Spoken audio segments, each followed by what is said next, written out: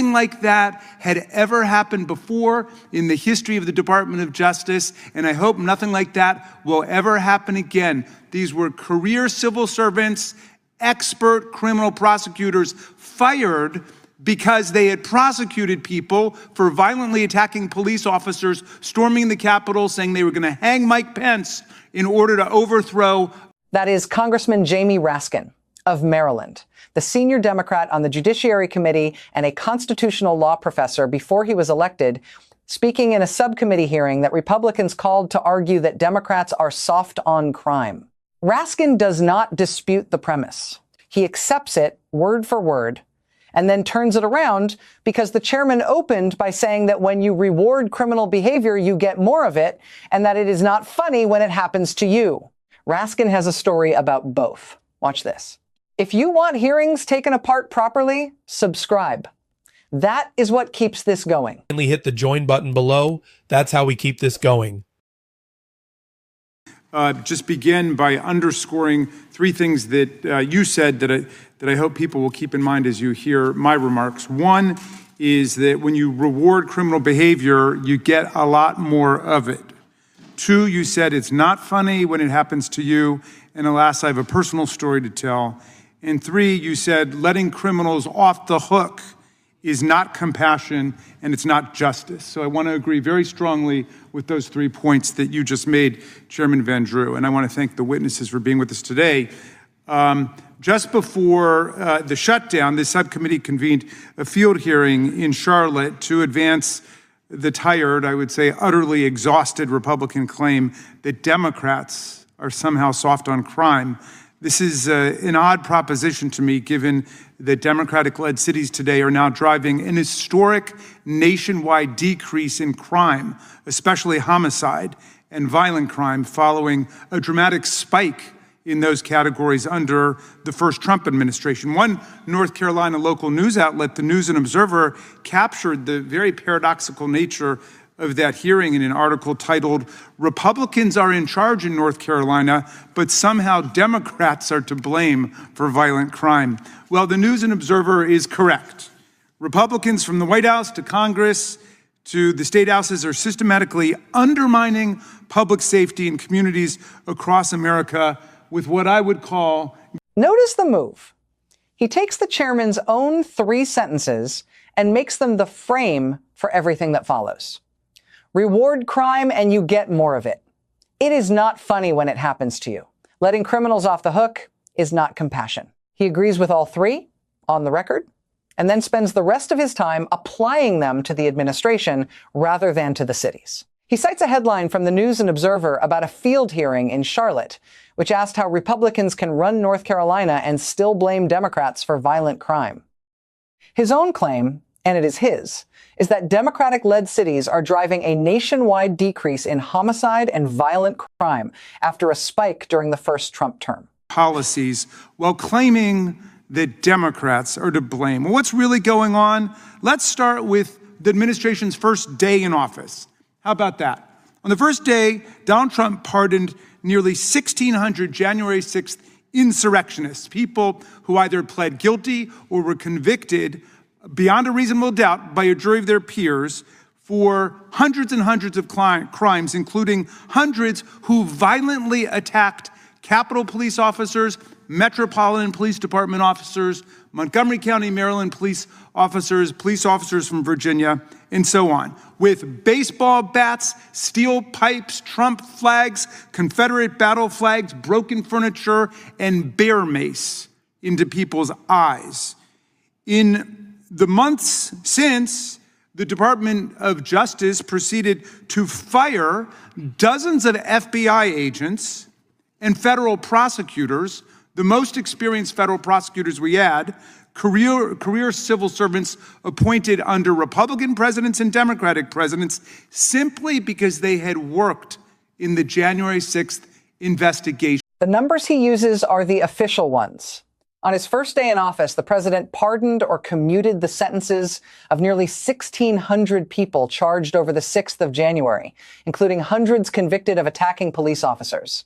In the months that followed, the Justice Department fired dozens of FBI agents and career prosecutors whose common feature was that they had worked those cases. Raskin says nothing like it had ever happened in the history of the department. That is the sentence the cold open comes from, and no one on the other side of the room contradicts it. Election, and they got fired because of it. A massive violation of civil service, constitutional rights, and the principles of public safety.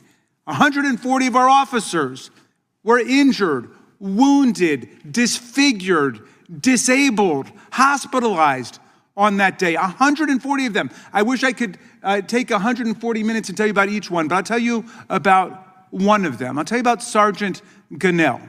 Now, Sergeant Gunnell's written a book about his experience, which I recommend highly to all of you. His family were immigrants to America. He became a citizen as a kid, and he fell in love with police work. And his family took a trip to Washington, and they visited the Capitol, and he met police officers here. And he had a dream that he would become a Capitol police officer one day. And what do you know? He became a Capitol police officer after he served in the Army. And he went to Iraq, and he went to Afghanistan. And then he was here on January 6th.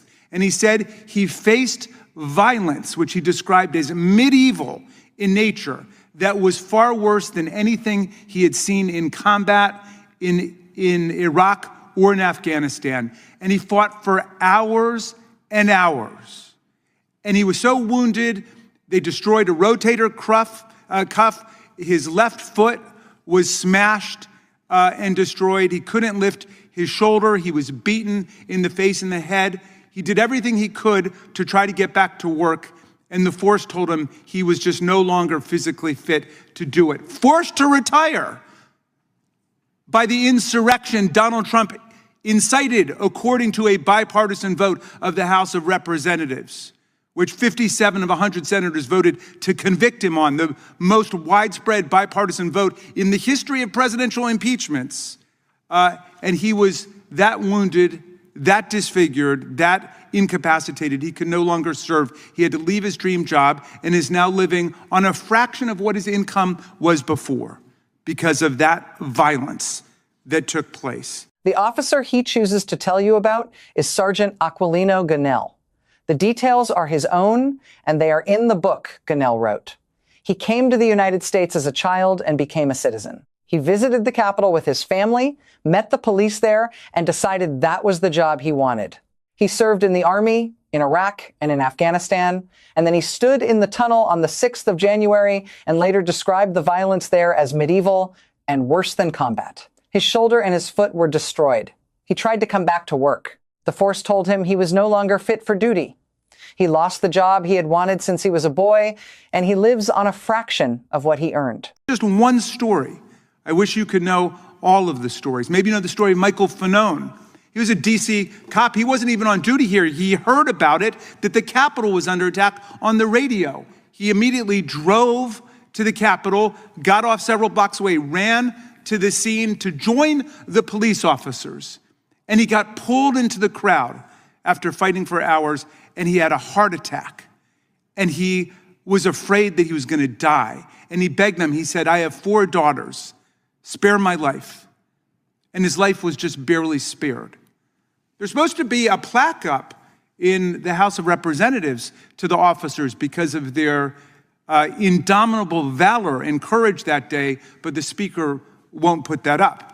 And they won't give $1 to the families of any of these police officers whose lives have been so fundamentally altered. But they did sneak a little provision in to give $1 million to each Republican senator who were inconvenienced because they were treated like other American citizens, and their phone records were subpoenaed because they were involved in the conspirators of that attack. That's where the sympathies run. Each of those. Then the contrast that gives the section its edge. Officer Michael Fanone was off duty, heard the radio traffic, drove in, ran the last blocks, was pulled into the crowd, had a heart attack, and told the people around him that he had children. Congress authorized a plaque honoring the officers of that day. Raskin says it has never been hung and that no money has gone to those families. He sets that against a provision that would pay $1 million to each Republican senator whose phone records were subpoenaed during the investigation. His point is not that the subpoenas were fine or not fine. His point is about who got compensated. You're going to see more of it. Well, let me tell you a little story about that.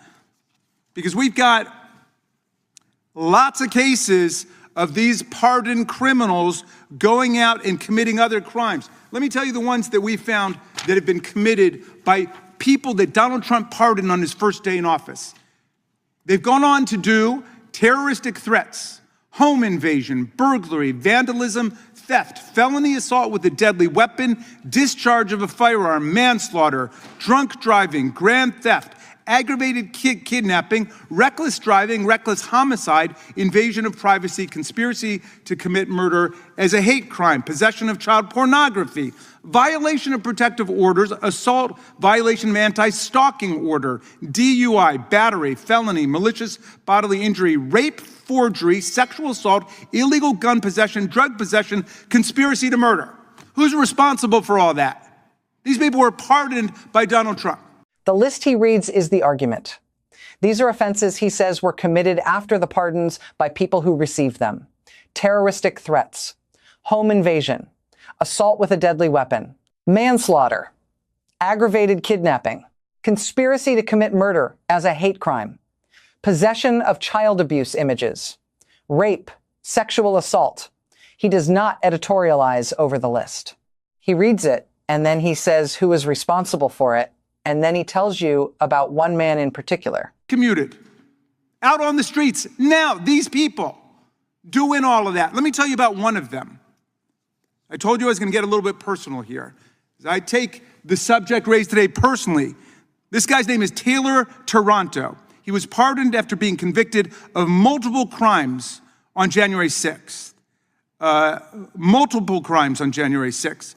But he was rearrested in 2023 for illegal possession of hundreds of rounds of ammunition and 2 guns and a machete after he was live streaming from the woods near former President Barack Obama's house. He went there with all the ammunition and guns, and he threatened to set off a car bomb.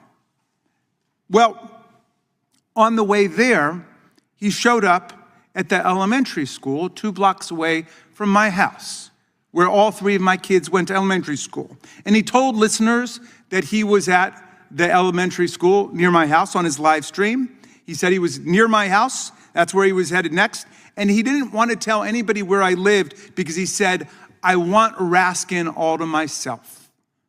Fortunately, my wife and I and my kids were not at home when he stopped there on his way down to Barack Obama's house. This is a January 6th insurrection. The man is Taylor Taranto.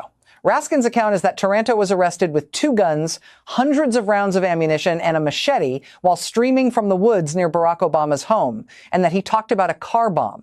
And that on the way there, he stopped at the elementary school 2 blocks from Raskin's house. The school, all 3 of the Raskin children attended, told his audience where he was, and said he wanted Raskin all to himself. The family was not home. That is why Raskin says he takes the subject of the hearing personally. And it is why the chairman's own line about it not being funny when it happens to you does more work than the chairman intended. In camp after the number 2 at DOJ went to see her. On July 22nd, the Democrats on the Oversight Committee moved to subpoena her. They got Republicans to come over and agree. The next day, she was sent her subpoena. And the next day after that, July 24th, that's when Todd Blanche went to see her.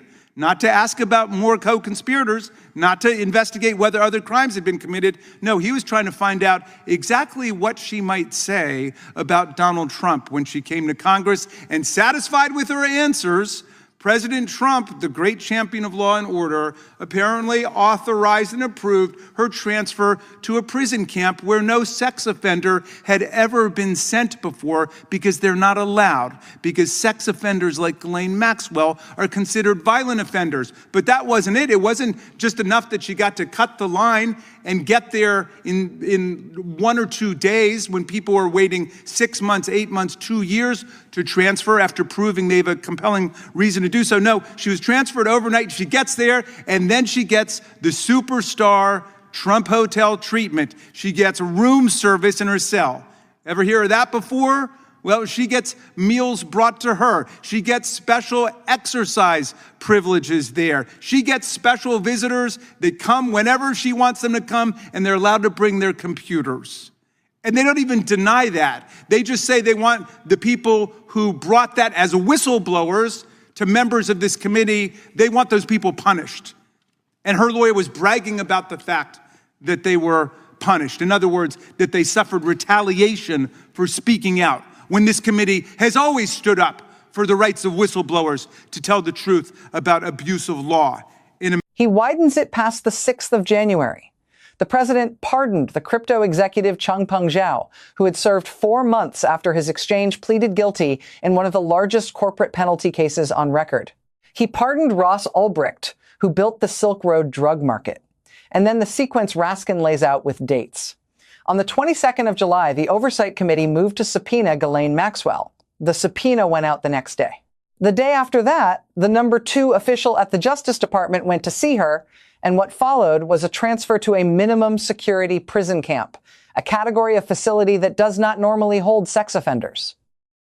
Raskin describes the treatment there and says the people who reported it to this committee were the ones who were punished. To follow the political program of Donald Trump. You've seen how he fired his own U.S. attorney, Mr. Siebert, in Virginia because he wouldn't bring charges against James Comey. That's what Donald Trump wanted. So he sacks him. He puts in another attorney who's never been a prosecutor before, never been an assistant U.S. attorney or anything. She's so incompetent, the judge in the Comey case now says that they're going to have to throw it out, likely, because she messed up the entire grand jury indictment process. And yet he continues to go after his political opponents.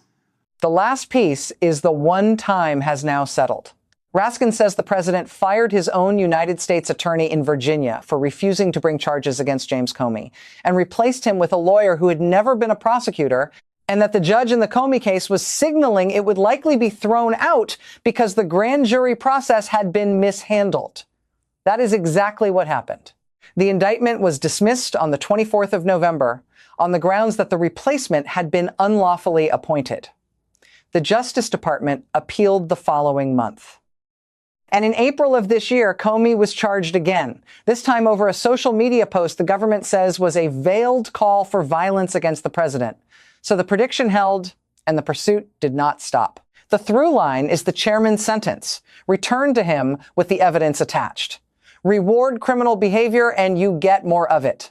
The administration pardoned 1,600 people, fired the prosecutors who had convicted them, cut grants that went to local police, and moved a convicted sex offender to a camp 2 days after a congressional subpoena.